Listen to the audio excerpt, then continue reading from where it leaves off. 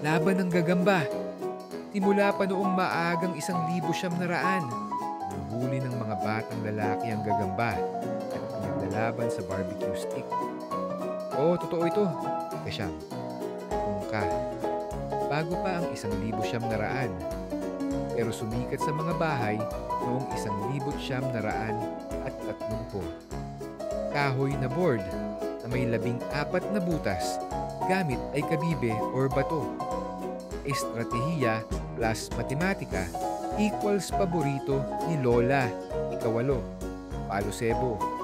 Larong piyesta, mula pa noong 1900. Aakyatin ang madulas na kawayan para makuha ang premyo sa tuktok. Karaniwang nilalaro ng matatapang na bata tuwing pista. Pampito, karera ng bangkang papel, 1930s to 1950s. Pinapaligsahan ng mga bata ang kanilang paper boats sa kanal o tubig ulan. Panahon ng bagyo, instant regatta, ika-6, iklot. Tradisyonal na larong Ilocano, huling sumikat noong kalagitnaan ng 1900. Parang jackstone, pero gamit ay maliliit na bato or kabibe.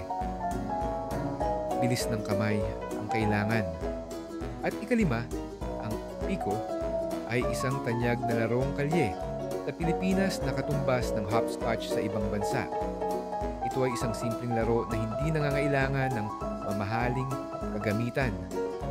Karaniwang chalk, uling para sa guhit, at pamato.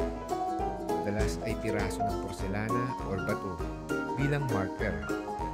Dahil dito, naging paborito ito ng mga kabataan sa mga barangay, eskwelahan at kalsada. Ika-4, text cards. Nagsimula noong 1950. Maliliit na card na may karakter mula sa comics o TV. I-flip mo, panalo ka. Last patak panalo. Ikatlo, trumpo, top spinning. 1910s, 1960s. Kahoy na trumpo na pinaiikot gamit ang tali. Bilib sila kung may trick shots ka. Dalawa, palupalayok. Paboritong larong piyesta mula taong 1930. Parang pinyata, pero Pinoy style. Nakapiring na manlalaro, hinahampas ang palayok at ang premyo, candy. At ang una, lutang, baril-barilan na kahoy.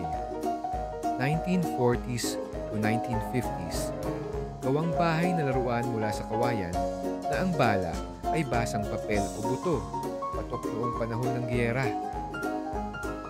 Ikaw, saan sa mga larong ito ang natatandaan at nalaro mo?